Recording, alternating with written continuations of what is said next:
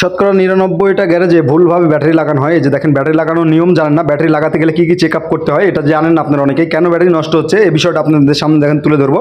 এক ভিডিওতে আপনারা অনেক কিছু শিখে যাবেন ভাই। আমার ভিডিওর সবগুলো শিক্ষণীয় বিষয়। এই যে দেখেন, আমি এই যে ব্যাটারি প্রথমে আপনারা দেওয়ার পর ব্যাটারি ভোল্ট চেক করুন। 12 ভোল্ট থাকলে এটা ঠিক আছে, 12 ভোল্টের নিচে থাকলে এটা ব্যাটারিটা চার্জ করে নেবেন।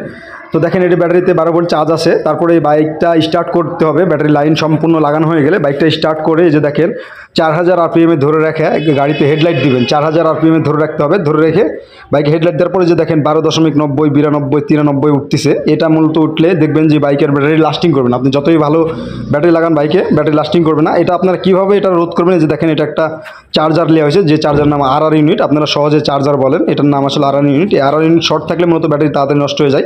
তো নতুন ব্যাটারি লাগানোর সময় এগুলো অবশ্যই চেক আপ করে নিতে হবে। এই যে দেখেন, আবারও 1400 আর মানে 4000 আরপিএমে হেডলাইট দিয়ে এটা আপনাকে চেক আপ করে নিতে হবে। 14